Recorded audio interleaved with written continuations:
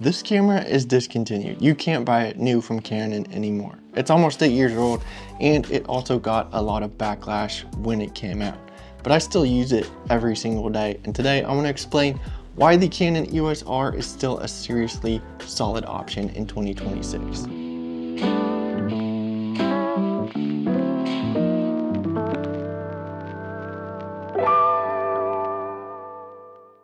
Imagine it's 2019, you picked up the EOS R, you got a 15 to 35mm lens for shooting all your videos, the Gorilla Pod, a shotgun mic, and you're chasing golden hour like it's the only thing that matters. You're cutting together B-roll clips at midnight like it's taken over your entire sleep schedule. What even is a sleep schedule anymore? I don't know.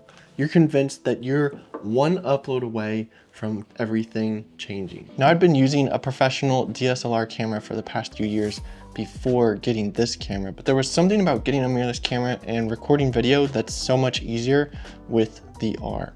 Playing around with it for the first time, taking some photos and then switching over to video and hitting record. Now, is this the latest and greatest camera? No, and you don't have to have the best camera out there to create. But is this a fun camera to use? Yes. All of this was shot on the EOS R. Photos, video, studio shots, outdoor shots. No fancy tricks, no fancy editing, just results from this camera. When this camera launched, mirrorless full frame was still a new territory for some camera companies. This was Canon's first RF mount body, and it was a big shift, a new type of camera, a new line of lenses.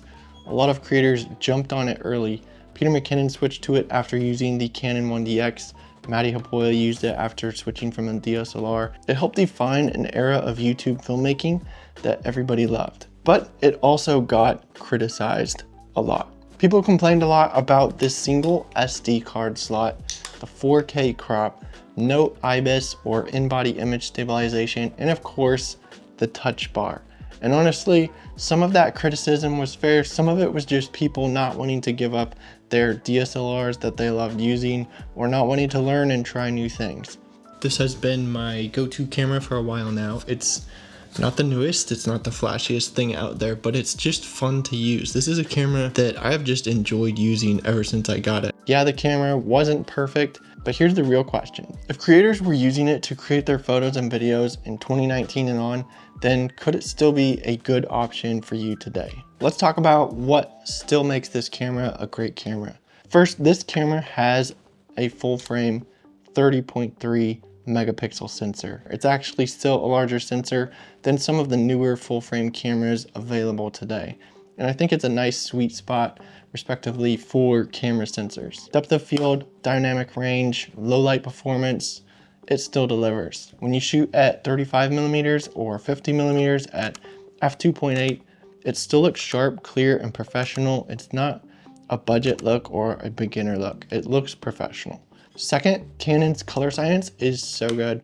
Skin tones look natural, warm, balanced, easy to grade.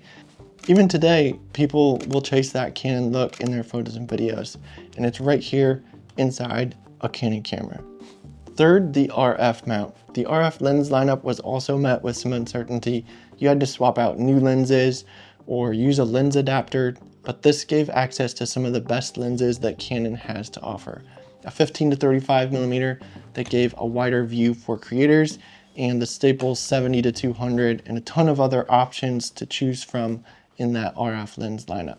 Now I want to address one thing about this camera that got a lot of criticism over the years, that 4K crop.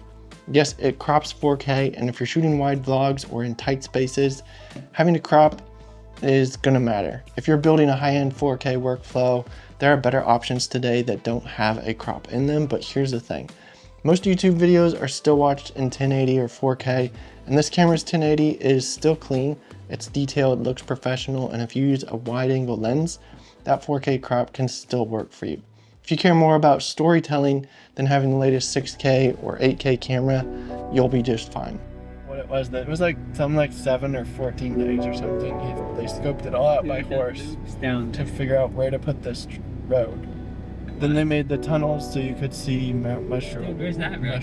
Yeah, like watch every tunnel you can see through, except the one that went over the bridge. Yeah. And then the road that goes all the way up to the top of the mountain where we were, that was just so you could get that far view.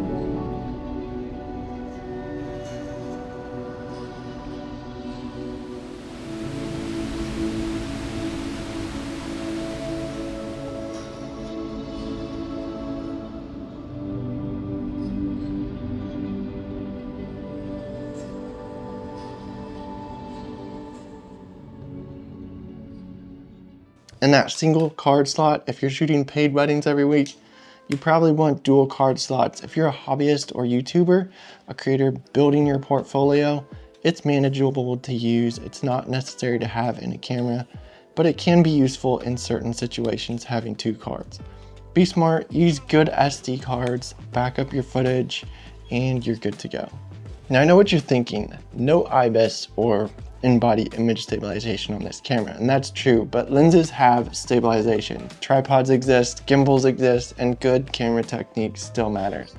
But the R does have a 5-axis digital movie IS for video. Normally I just leave it on the first setting. There are 2 options of digital stabilization on here. The touch bar, this was also a weird function for some people. It was unnatural, unusable, it felt weird, but it wasn't all that. It just took some getting used to.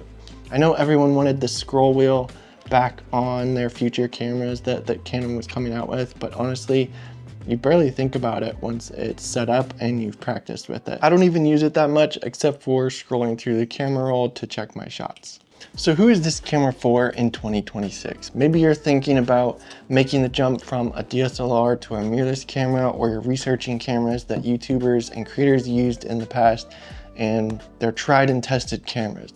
Maybe you're trying to find a full frame mirrorless camera that won't cost you thousands of dollars, or you're someone working a 9-to-5 who wants to build something on the side and stay within a budget, or the hobby photographer who wants a full frame look without buying the newest camera, or a YouTuber who cares more about the image quality and creating videos than chasing the latest specs and the highest image quality you can get out of the newest thing that's out there. If that sounds like you, this camera still makes a lot of sense. Who is this camera not for? If you're into heavy professional event or wedding filming and photography, people who need that dual card redundancy, high-end commercial 6K or 8K workflows, or someone chasing the latest, newest, greatest tech and gear just because it's new, there are better options for those situations. The camera doesn't really matter that much. The camera is the tool that helps you create as a creator, and this camera helped launch YouTube channels, it helped capture projects, it told stories. This camera is more than capable of getting good quality photos and videos. I've always enjoyed using it. I still use it. It's a fun camera to use, and I know others who are actually still using this camera today. And honestly, that says a lot. All right, that's about it for this video. If you were wondering if the EOS R is still a good option for you in 2026, hopefully this video helped you in deciding. Be sure to subscribe to the channel, hit that like button, and I'll see you in the next video.